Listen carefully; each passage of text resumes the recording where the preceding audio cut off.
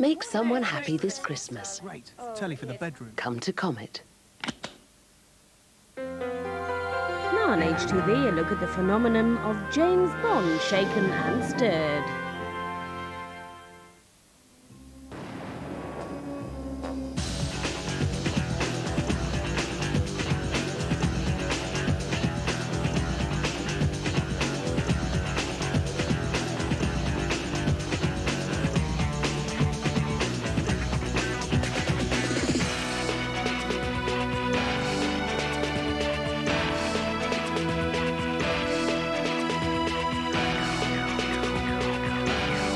Expecting to talk? No, Mr. Bond, I expect you to die.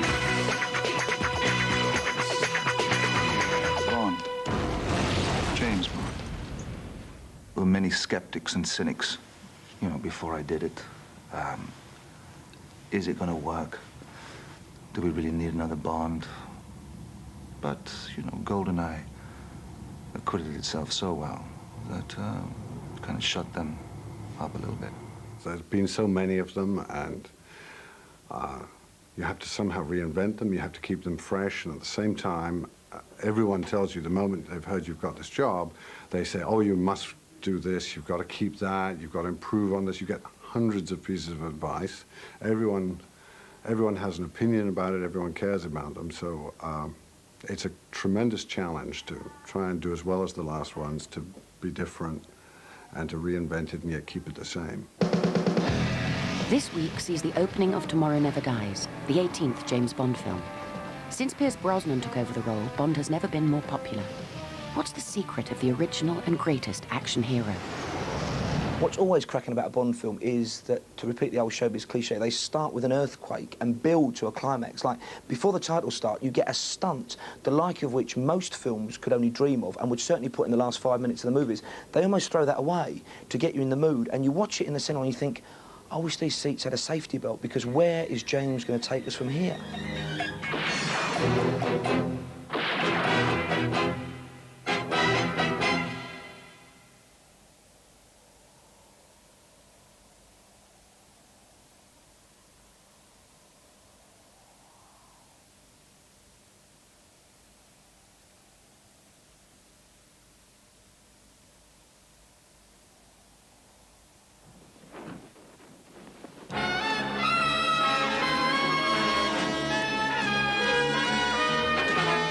It's pure fantasy. Everything is bigger and larger than life.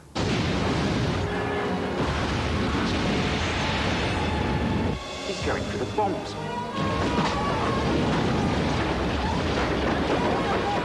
As somebody told me, actually, he's a parson. And he said, when I come in at night, sometimes I'm absolutely whacked. And he doesn't go to his church and pray. He sits down and watches a Bond film, and he said, all my troubles disappear.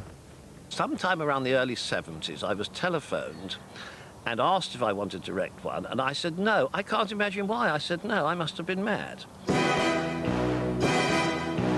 very strange to work out why an English spy at the latter end of this century should still be a star to people all over the world, should still be a mythic character.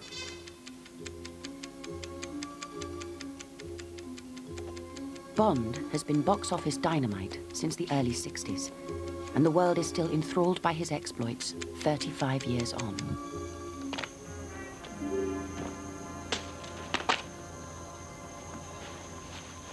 Everybody's got this fantasy figure.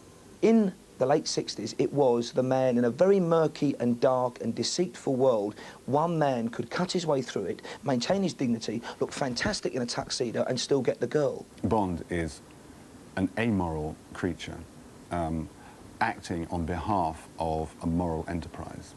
The world around him changes, and he adapts and reacts to that world that's changing, but he himself is a fairly constant character. The character is actually the ultimate male chauvinist pig. There's no question of that. It's the man as supreme being, with the woman dotted around him for pleasure, usually occasional. And in danger enough to show that he's a macho man and can get out of it. But it's done so nicely that I've never even heard the women's organisations hint a word against it, and nor should they.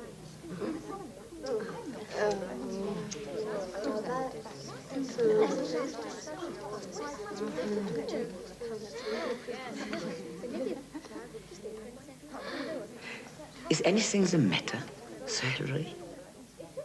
Just a slight stiffness coming on. Deep down, James Bond is quite insecure because he seems to have to compensate for insecurities to do with his sexuality by being hypersexual, bedding practically every woman of an eligible age. Bond here.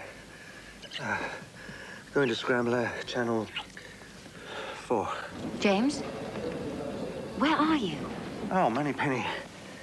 I'm just up here at Oxford, brushing up on a little Danish. He has to drive a very, very fast car. Oddly enough, he has quite a small gun. This man has killed so many people. This man has had so many women in life. You know, what is he looking for? What pleases him? Traditionally, he's meant to have suffered some kind of trauma in the past, maybe the loss of his wife or the loss of a partner, and this trauma is meant to explain why Bond is very closed off emotionally and doesn't really open up his emotions. And he's very much got the stiff British upper lip. Oh, sorry about that. He's a pretty tortured character in many sense of the word, deep down, when you think about it. Here you had a good guy who was licensed to kill anybody, no questions asked. So basically you were giving this incredible and very evil power to a man and trusting and hoping that he wasn't a psychopath, that he would stay on the straight and narrow and he would use that terrible power wisely. And that's what makes him still such a fascinating character. The dark side is almost built into his job. I think Pierce Brosnan especially is good at bringing out the vulnerable side without making Bond weak, which is the key to playing the character.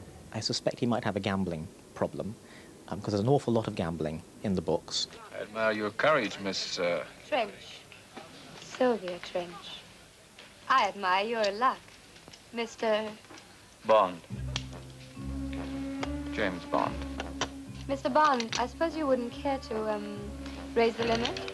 I have no objection. He probably might have a bit of a drink problem, because there's an awful lot of drinking as well. Tomorrow we will have to find Kirilenko's hideout. No. Meantime, I'll take care of this filthy stuff. Another of his weaknesses is probably his paranoia. There's a sense in which a secret agent has to be paranoid. It's probably a great strength. But his paranoia and the fact he doesn't trust anyone, and that usually comes to his aid in the end, means he probably has difficulty forming relationships.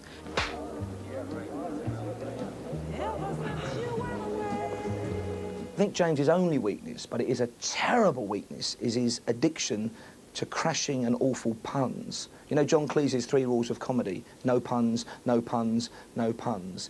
And James Bond just didn't listen to that. Smashing, Q.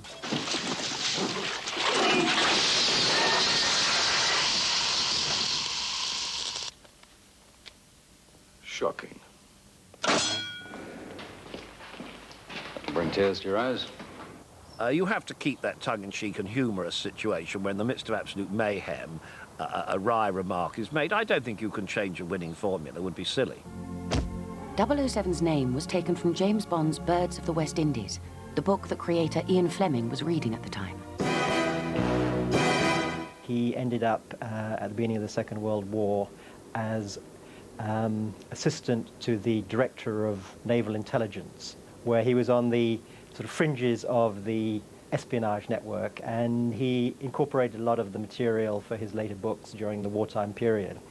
After the war, he went and worked for the Sunday Times as their foreign manager. Eventually, in 1952, he sat down and he began to write his first book, Casino Royale. After that, he turned out a James Bond novel pretty well every year.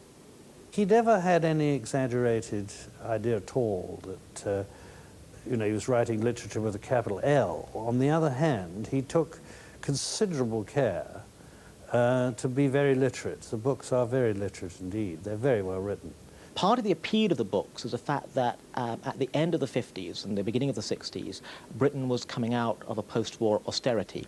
And Bond had all these accoutrements, the handmade cigarettes, the Aston Martin. And I think there was something very aspirational about people's attraction to Bond. They liked all these objects of wealth that he had around him. I'm sure there was lots of elements of his life that were like James Bond. I mean, he did like fast cars, he did like beautiful women, he liked gambling, he liked fine wines, he liked smoking, all those sort of things. I think inevitably when you write from experience, and the things that you enjoy go into that experience, and then you write better for writing about what you know. So I think inevitably there was a bit of Uncle Ian in Bond. He was clear that he wanted to get a film deal, so he went out to Hollywood and he talked to film directors there. Albert Cubby Broccoli was the man who finally brought Bond to the big screen. Cubby was looking around for something new to do, and he met Wolf Mankiewicz, and they were working on a script, and Cubby didn't seem too interested in the project, and he said, well, Cubby, what would you like to do? And he said, I'd love to do James Bond. No one could have predicted that Dr. No would have been such a huge success, actually. I'm sure that they thought maybe they were lucky to get 2 or 3 out of it. The films have obviously made him a more universal character, although it's a different character in the films to the books, in my opinion.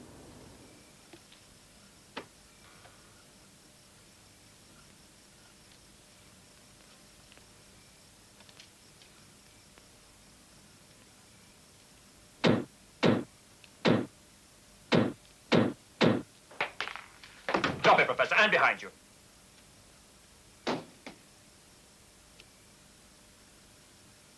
It's funny, I thought you'd turn up sooner or later. Sit down. The late Cubby Broccoli really knew what he was doing when he set this thing up, and he set it up in a very fantastic way. There was no other film like it on the landscape at that time. I'd never met a producer before. Producers don't come onto the set and shake hands and welcome a small part actor. I mean, the producer is sort of, well, he's God in a way, but I mean, you never sort of meet them or anything, but Cubby was always there. I think his personality, the way he treated people, made them respond with a great deal of loyalty, because he was thoughtful and loyal to his friends. He really was the most remarkable man. And, I mean, if it wasn't for Cubby, there wouldn't be Bond today. There's no doubt about that. Cubby Broccoli also produced one other action-packed, wheel-screeching, tyre-burning adventure by Ian Fleming, Chitty Chitty Bang Bang.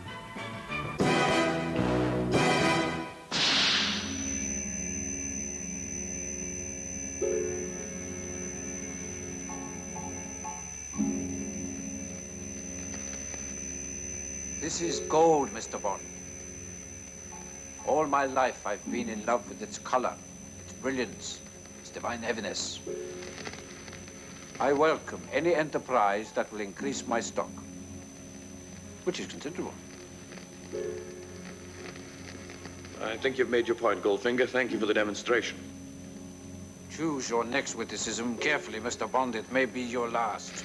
Fleming himself said that the way he constructed the villains wasn't particularly complex. They were all usually foreign. They were never British. They were often a mixture of different races, but usually not Caucasian. If they were Caucasian, they were from a distant part of Europe. They often were physically grotesque. They were ugly and often physically deformed in some way. One had a third nipple, for example. It was very easy to get the audience to not like them by creating them in that way.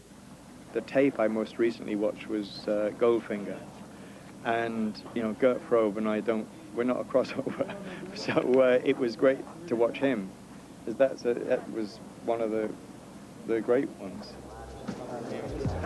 Anyway, there's absolutely no truth in this delicious riddle that I started rhyming the mad cow disease story simply because Angus Black, the great British beef baron, got £10,000 in the game of poker to me and refused to play up. Moreover, there's even less truth in the rumour that I took 100 million francs from the French to keep the stories running for another year. Excuse me, Mr. Carver? Yes. This is a new banker, Mr. Bond. James Bond. Another new banker. I seem to collect them. I think the public has a sort of misgivings, and they have they're uncomfortable with the idea that a lot of the media is being vertically integrated and concentrated in the hands of a few media barons. And they're not sure what this means. And so we have sort of fantasized about the possibility of what would happen if the media baron wanted to use the media for his own ends and manipulate the situation. And I think that sort of takes it in a different dimension. It sort of brings it into the present and takes on a villain that I don't think we've ever dealt with before. Good morning, my golden retrievers. What kind of havoc shall the Carver Media Group create in the world today? News. Floods in Pakistan, riots in Paris, and a plane crash in California. Excellent. Mr. Jones, are we ready to release our new software? Yes, sir. As requested, it's full of bugs, which means people will be forced to upgrade for years. Outstanding. Mr. Wallace, call the president. Tell him if he doesn't sign the bill doubling the telephone rates, we'll release the video of him with the cheerleader in the Chicago motel room. Inspired, sir. And after he signs the bill, release the tape anyway. Consider him slimed. You see someone who presents himself in public in as pleasant and as amicable a way as possible. And it's very nice to have a character who shows the audience anyway, a public side and a private side.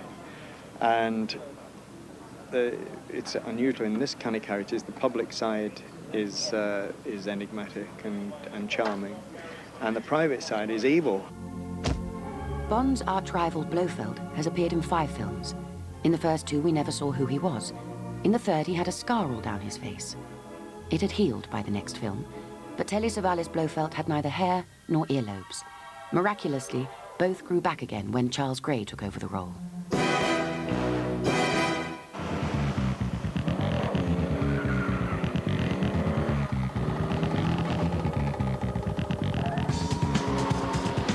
If instead of blogs, Joe Blogs, you were Bond, James Bond, pursued by burly Boris and his mighty military machine meathead mates, you'd require rather more than some piddly little runaround.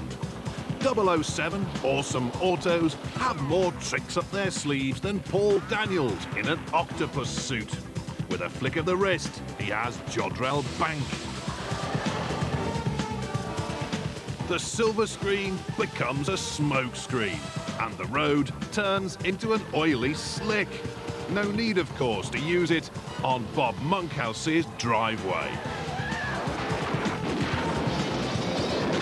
If Tommy Terrorist takes a pot shot at your rear window, fear not. There's more chance of the Pope getting smashed. And there's a brand new feature being launched in spring. Yes, it's Bond in the pond. 007 in H2O. This sub-aqua saloon would cost you an arm and a leg, and you'd probably have to deal with a loan shark. Of course, down there, there's no need for traffic information from the eye in the sky, more like the ear off the end of the pier.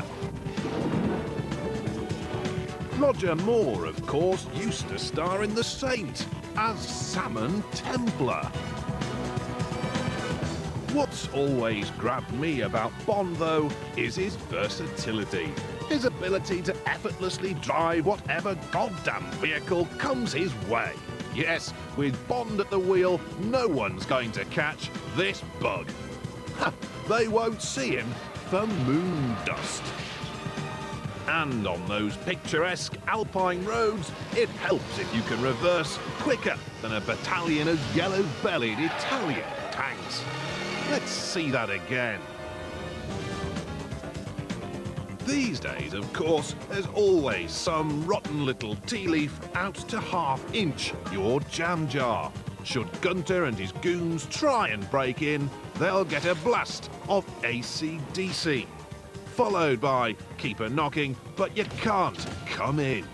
And if you're anything like me, guys, and you're fed up with a little woman yapping away in the back, saying you're going too quickly, too slowly, or whatever, Bond has the answer.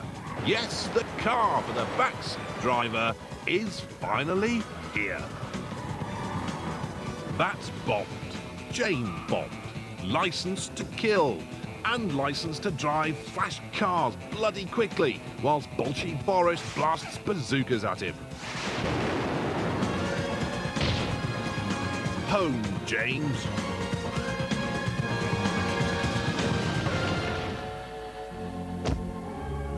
After the success of Bond's car in For Your Eyes Only, Citroën sold a special edition 2CV with tasteful, rather large 007 logos on the doors and Go Faster bullet holes all over the body.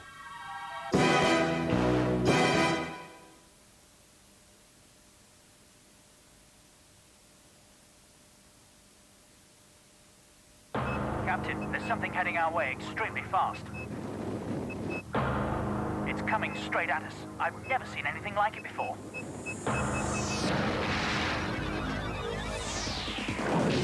Action. Racing. Fun. Adventure. Nintendo 64, the fastest, most powerful games console on Earth, now at $99.99.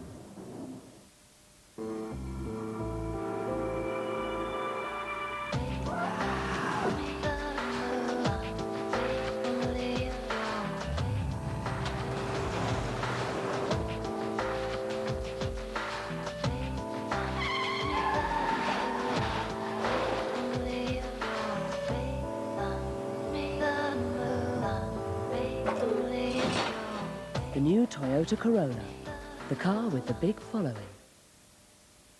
Pretty baby's gonna find out today the world's got a different taste.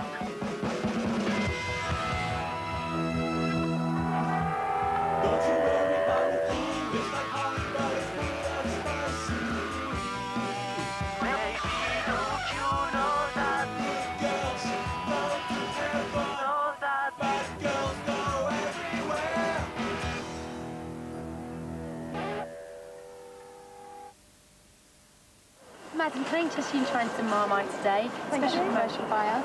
Do you like some Marmite? Thank you. Hey. Yes, ma'am. Not again. Can I get you to try some Marmite? Yeah, one more. Go. I don't want them. And the taste buds may have changed because we're taking just one.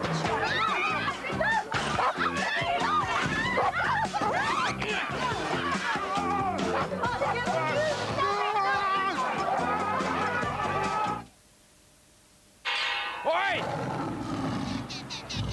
What do you think you're doing?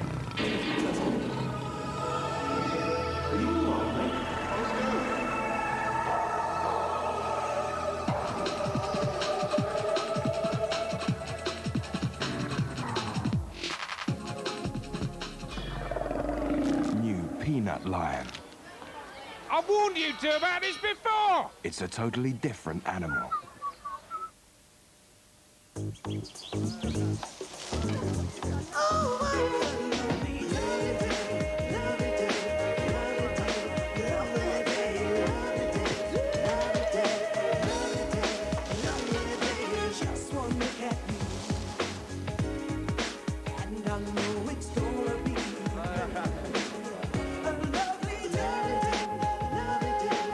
Harvester, the great indoors.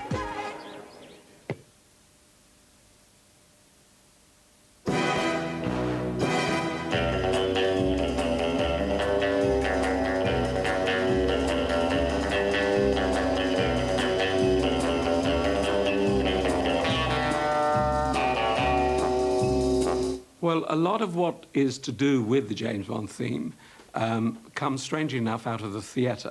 I wrote a stage musical called Belle, the ballad of Dr. Crippen about Dr. Crippen, the murderer.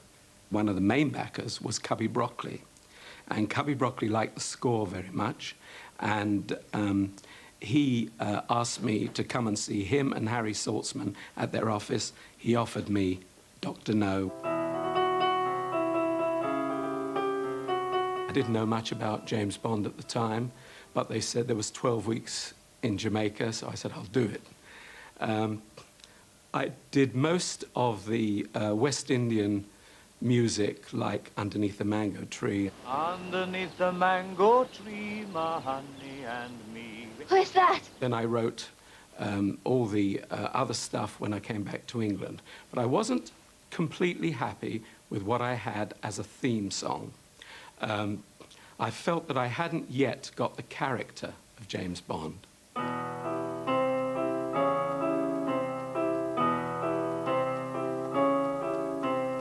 And I suddenly remembered this melody from A House for Mr. Biswas. And I dug it out, and this is what the melody is. I was born with this unlucky sneeze, and what is worse, I came into the world the wrong way round. Pundits all agree that I'm the reason, and so on. So this was the song, right? And I thought, this is perfect for the James Bond theme.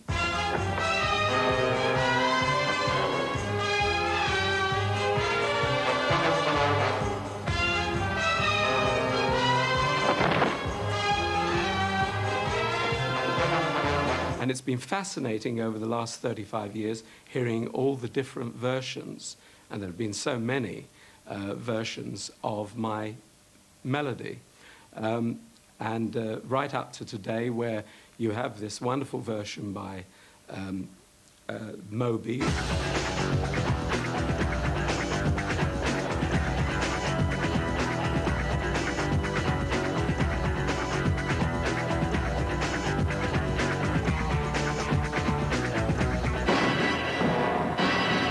There's 35 years of heritage with this particular franchise, with the Bond stuff.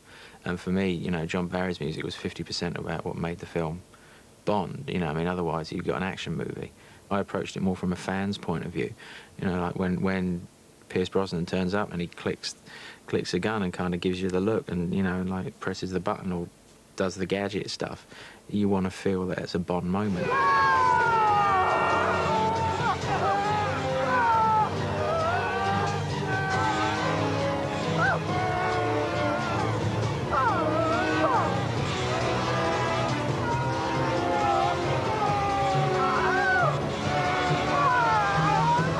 I think the advantage that I had was that I was very aware of Bond music, and I just made the album Shaken and Stirred, all the old Bond songs, so I'd been working with sort of Bond flavoured music for about 18 months.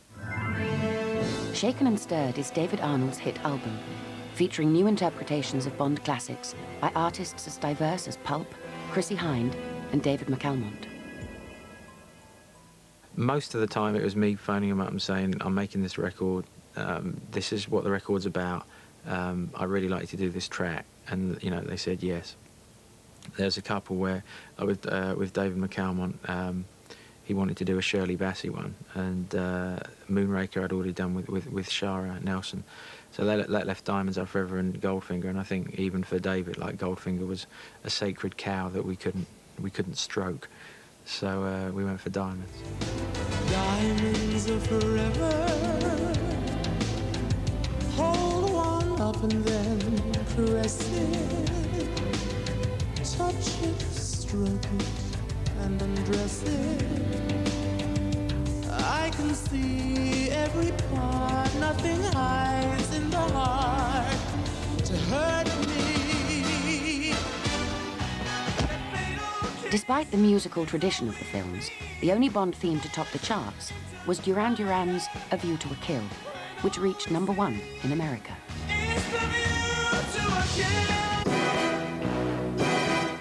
As part of his job as personal assistant to the Director of Naval Intelligence, Fleming used to be in touch with all the various departments that were sort of involved in the war. In the depths of another government department, there was this chap called Charles Fraser Smith, who was developing gadgets for agents behind enemy lines, and this is the character that he adopted as his quartermaster, or as Q. We've installed some rather interesting modifications. You see this arm here? Now open the top, and inside are your defense mechanism controls. Smoke screen, oil slick, rear bulletproof screen, and left and right front wing machine guns. Now this one I'm particularly keen about. You see the gear lever here? Now, if you take the top off, you'll find a little red button. Whatever you do, don't touch it. No, why not? Because you'll release this section of the roof and engage and fire the passenger ejector seat. Whoosh. Ejector seat? You're joking. I never joke about my work, 007. Well, a lot of people seem to think that I'm an inventor and will, you know, the mad professor and all that. Of course, Q isn't. He is a collector of all this various equipment.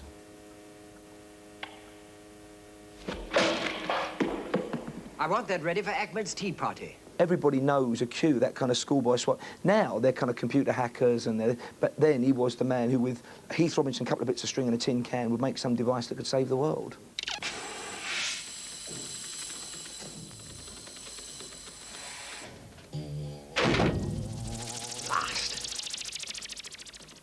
Having problems keeping it up, Q? Experimental model. I think Q is pretty much the way he's always been. He's kind of an institution, and he brings that with him. He knows far more about the character than anyone else does, and he was great, but I don't think he's changed very much. I think M has developed a little bit. Judi Dench has a terrific sense of humor, and she's extremely strong in it, and her character is very strong, and yet she does it with a lightness and a sense of humor, so there's much more playfulness in it. I have a missing British frigate. I'm aware of that. And instead of decisive action, all you want to do is investigate. My goal is to prevent World War III, Admiral. And I don't think sending an armada into the recovery area is the best way to do it. Where exactly did this mysterious GPS signal come from? A commercial communications satellite. Well, who owns it? We're still investigating. Investigating? With all due respect, Em, sometimes I don't think you have the balls for this job. Perhaps. But the advantage is I don't have to think with them all the time. I think when Dame Judi Dench became M, there was a definite turn in how the Bond women were going to be looked at and for the future. And with this one, even more so. She's kind of more on the side of Bond now. They're less antagonistic, and they have more of a sparring relationship. Your job is to find out whether Carver or someone in his organization sent that ship off course and why. Use your relationship with Mrs. Carver if necessary. I doubt if she'll remember me. Remind her. Then pump her for information. Sam Bond, who plays Moneypenny, is about to play my daughter in a play at the National. And I've directed her, I've known her for a long time. And I was at Central with her father. It's rather incestuous, isn't it? You're in that bizarre situation of you haven't got very much to do, and you have to try and make some kind of impact in a very brief time. And I think certainly the wit of that relationship helps a great deal. I'm afraid you're going to have to kiss off your lesson, James. We've got a situation here at the Ministry of Defence. We're sending the fleet to China. Uh-huh. I'll be there in an hour. Make that 30 minutes. So there means good. You always were a cunning linguist, James. Don't ask. Don't tell. I mean, I think she does adore him, and I think that he's very fond of her, but I don't think... Unless he was going to offer her, you know, the house and the children and the dogs in the country, I don't think that she'd be silly enough to fall for the charms. There have been 5 James Bonds, 3 M's, 3 Miss Moneypennies, 5 Ernst Stavro Blofelds, but there has only ever been 1 Q. The Bond women, although portrayed initially as sexual objects in terms of the way the films are publicized, within the actual stories are usually very modern characters in terms of being very professional women. They usually have a clear job. They usually do it very well indeed. And the job is very similar often to what Bond does. Good afternoon. Can I help you? Yes, my name is Bond. James Bond. I'm looking for Dr. Goodhead. You just found her. A woman? Usually Bond, in this very competitive adversarial relationship at the beginning, bests the woman, demonstrates yet again that he's even better than she is. And in doing that, seduces her. The idea that Bond could, Bond's weakness for beautiful women would actually be his downfall, arrived quite early on. Certainly the character of Pussy Galore was almost Bond's match in terms of physical prowess. Who are you? My name is Pussy Galore. I must be dreaming. some people have criticized Fleming because they believe the subtext there is basically Bond putting women back in their place where they belong, which is in the bedroom and as sexual objects. And usually in the end, Bond rescues the woman, you know, kind of finally crystallizing their dependency on him.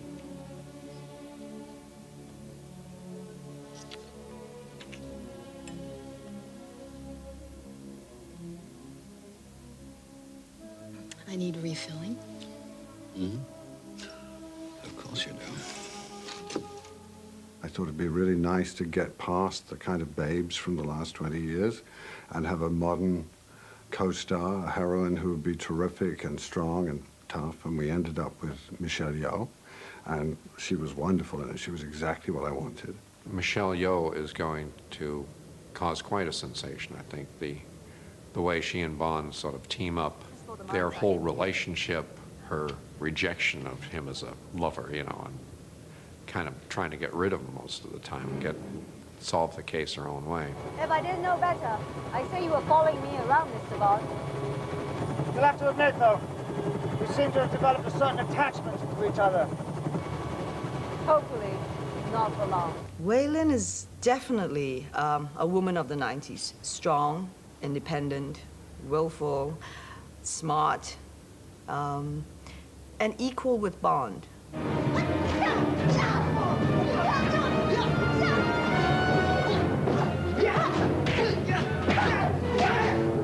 This time, there is a weakness with it, because they presented me with a scenario, a story outline, and I said, well, one of these women should really mean something to him.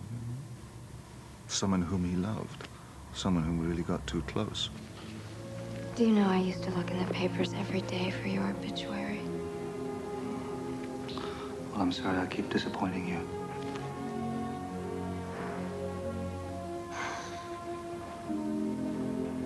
What was it, James?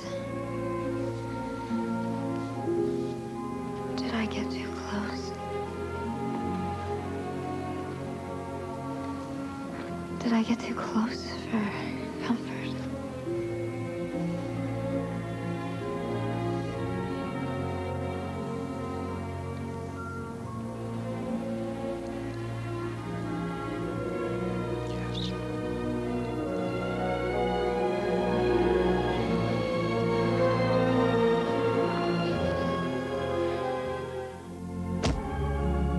James has slept with 45 women on screen, but has only been married once, to the Contessa Teresa di Vincenzo, who was killed by Bond's arch-rival Blofeld as the happy couple drove away from their wedding.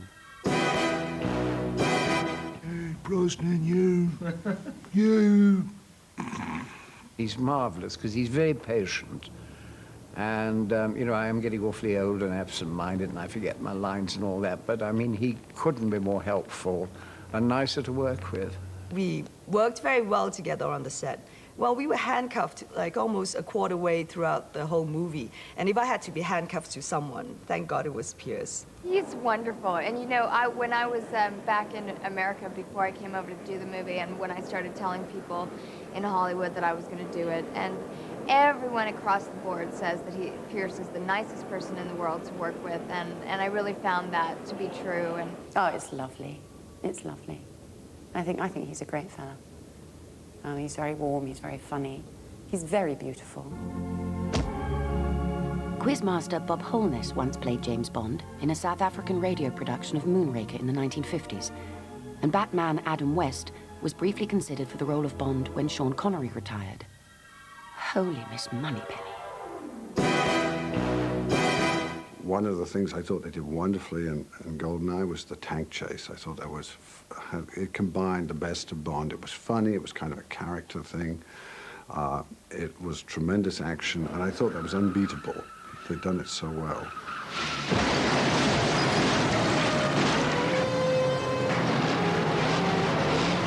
Faster!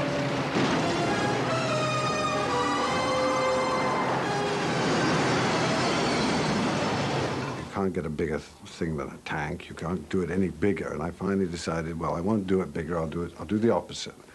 So I'll put him in the most vulnerable thing, which is a motorcycle.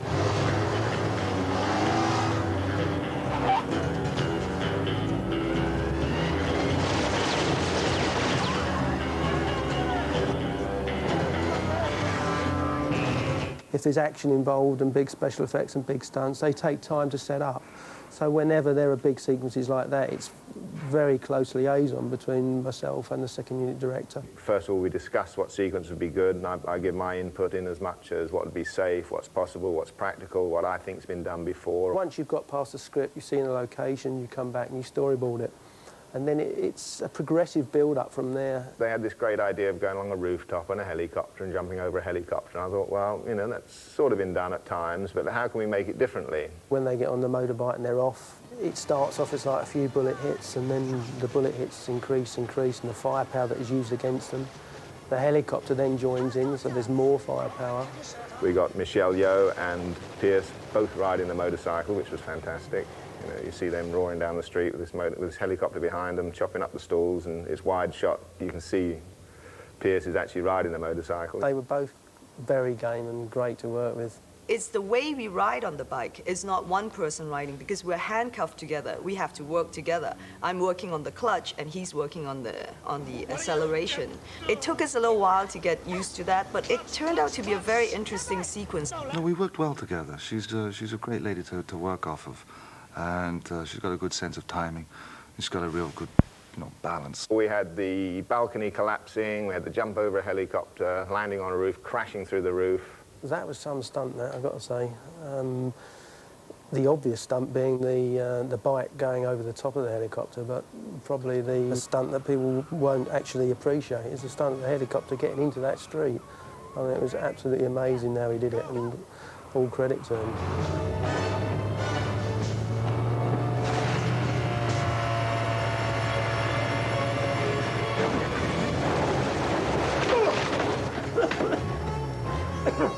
Pop the clutch.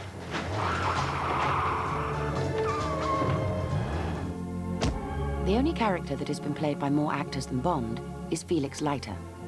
The CIA agent has had 7 incarnations and even managed to change race in one film.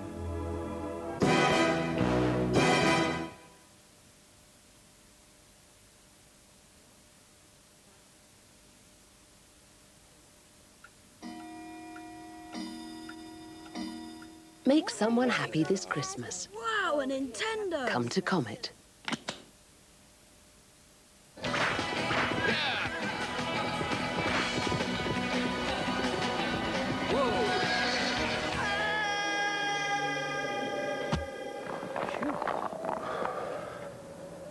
Hi. Because you never know when you'll meet the girl of your dreams, you need long-lasting odor protection. Gillette has created continuous protection antiperspirants. They prevent odor for long-lasting freshness. Thanks. Gillette antiperspirant long-lasting protection that keeps you ready for anything. Oh! I'm determined to catch that rabbit. Give me your best batteries. We've got these here.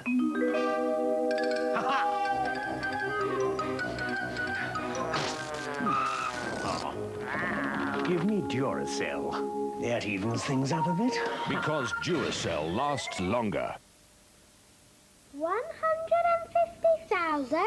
That's millions. Andrex are giving away thousands of toys. 150,000? Simply reveal a winning voucher. Yes! I've won! I've won! And be a winner with special packs of Andrex toilet tissue.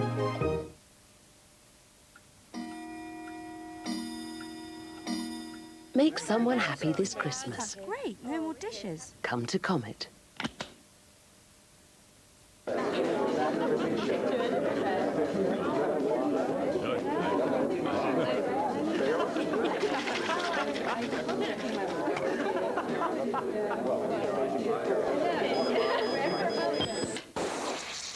You could have filmed for longer on a Sony Stamina camcorder.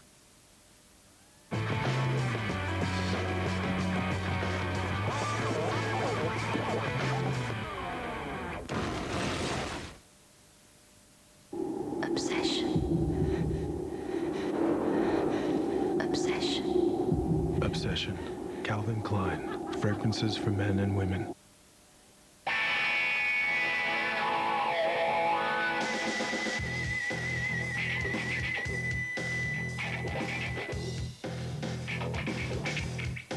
At Joel Sports, there's a great range of top brand sportswear for Christmas And there are 10 mountain bikes and 10 radios to be won, plus a free £5 voucher for a happy new year.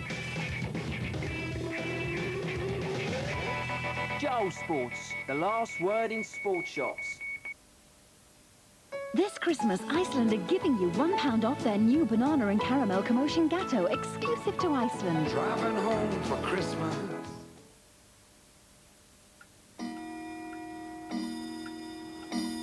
Make someone happy this Christmas. Oh, thanks, darling.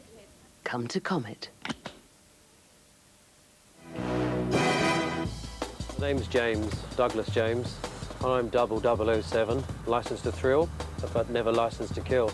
Been a James Bond fan since about the age of 11 years of age. Big hobby of mine, collected toys and memorabilia for many years, and realised that my passion could grow into something a lot larger. Well, what I do for a living is run the James Bond 007 International Fan Club and Archive, in which we produce publications, events, products, everything to do with James Bond. I've been running the James Bond Collectors Club since 1985. My whole occupation for the last some 2.5 years has been a double look-alike of Pierce Brosnan in the James Bond role. It's a full-time occupation.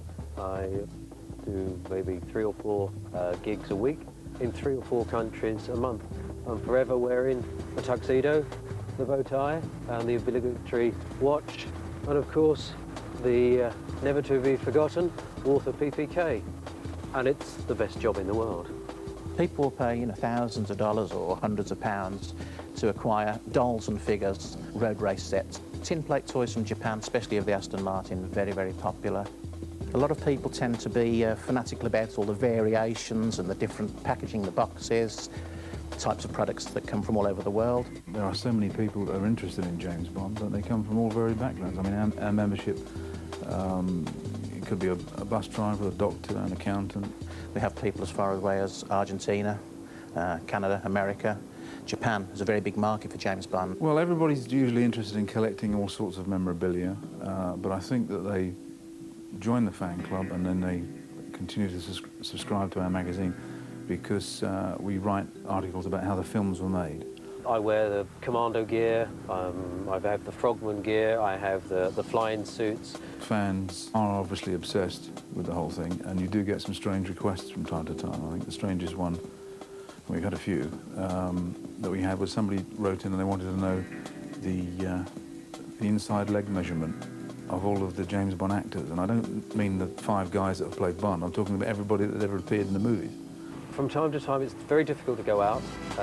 Magazines, posters have the face of Brosnan on, and people have become confused, especially in non-English speaking countries. So they then think, it is you, it is him, who is it? And they're confused, and it's then very difficult, if they don't understand the English language, to explain you're not who they may think you are. With Pierce Brosnan coming back in GoldenEye, we're starting to see a tremendous amount of memorabilia on sale, just like we did in the 60s. I would never ever sign Pierce Brosnan. My name actually is James, so it's quite feasible for me just to sign James on there, and they're quite happy with that. But many people do now tend to know me in my real name as Douglas James. I think Bond is universally loved by so many different people, and it cuts across all class and barriers, religious barriers, everything. Everybody loves Bond. Bond merchandising has always been big money. There have been products ranging from special edition BMW Z3s to frozen chips and packets of peanuts. However, a request to market 007 condoms was turned down. I think everybody who's ever been a little boy has got to admire James's gadgets. From the magnetic device for undoing a lady's zip without touching it, through to the briefcase full of stuff from Q. An ordinary black leather case with 20 rounds of ammunition here and here. It's all those little toys and trinkets and fabulous little doohickeys that it's like that great predictability in all Bond films. The first 5 minutes, he goes to see Q. Q gives him a load of stuff. You probably won't possibly ever need this, James. And everybody's going, great, we can't wait for the moment when the exploding talcum powder saves James Bond's life. So that's what it'll be. Not the girls, not the cars, the gadgets.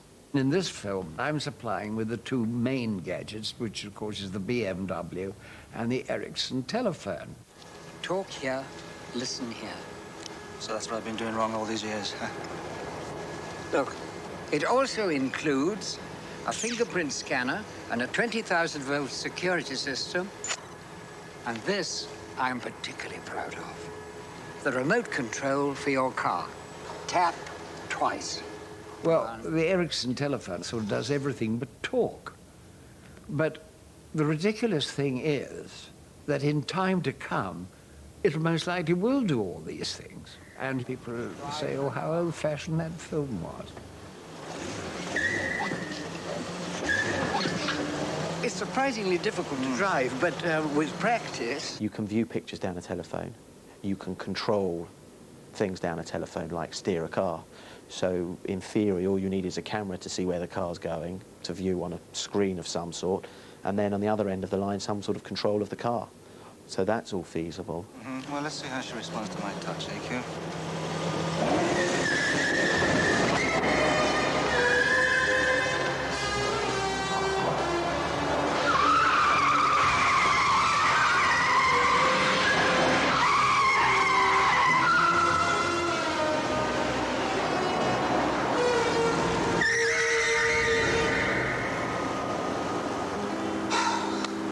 Think we understand each other? Grow up, 007. We do get people asking us for gadgets from Bond films. Movies have a lot to answer for as far as we're concerned. The CIA assigned a research and development team to try and recreate Bond's Aston Martin after watching Goldfinger.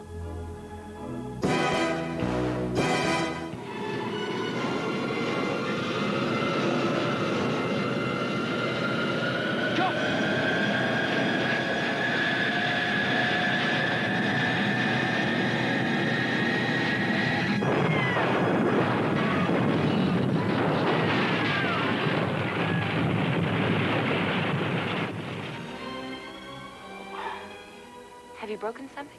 Only my tailor's heart. The return of Bond has done a great deal for the sartorial qualities of our heroes, who have become rather scruffy of late. Of course, the suit has gone gradually out of fashion, and in fact it hit its nadir, I suppose, round about Bruce Willis and Die Hard 1, where, of course, the hero becomes the blue-collar man wearing the torn T-shirt. The image of Bond is the man, and what it needs to suggest is a man who can move through several different societies and several different countries and several different environments with ease. James Bond, as imaged by the early films, was the international man.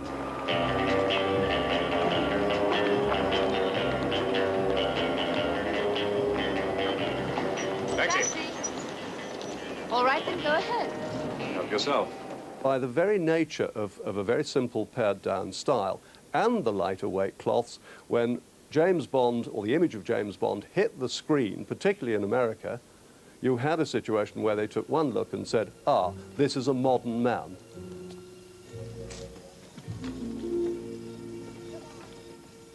That style was changed ever so slightly with Lazenby. Allow me. And it echoed what was happening in the post-Carnaby Street era. Diamonds Are Forever, where Sean Connery came back to re-establish the part, is quite a sparse wardrobe, but one of the suits actually has very, very elaborate lapels on it, which would never have been seen in the early ones. That was the look of the times. Roger didn't wear anything at all that was extreme. There were far more extreme clothes around being proposed. This was the look of clothes that were being sold all over the country at the time. Timothy Dalton was wearing a three-quarter length leather jacket. Perfectly all right for the period. That was the look of the time. And Brosnan is now echoing a certain degree of formality, which is, again, back in fashion.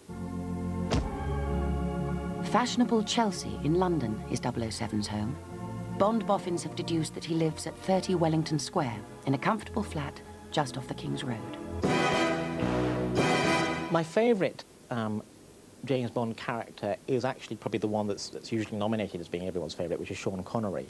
He was the first, the best, the original. He will always be the one and only Sean Connery, the best Bond of all time. Has to be Sean. I think everybody's favourite James Bond is Sean. I don't think anybody's really touched him, although they've been very good. Sean, of course. I think Pierce runs a very close second. Without a doubt, there is only one Roger Moore, the man who could wear a sky blue short-sleeved safari suit, the best Bond of all time.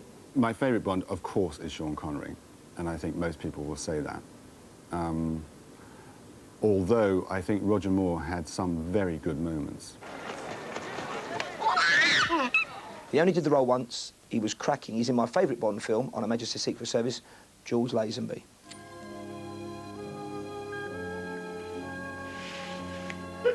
It's true! I loved Roger Moore very much, but I have to say Connery was my Bond. Pierce. Interesting role model. Oh, it was Sean Connery, I'm afraid, from the beginning. I think because he's got a twinkle in his eye, as well as being far too good-looking and dynamite with the ladies, it's Pierce Brosnan, because he's brought an extra layer of, not exactly tongue-in-cheek, but he almost stands back from the character as he's really enjoying it, so I do like Pierce Brosnan.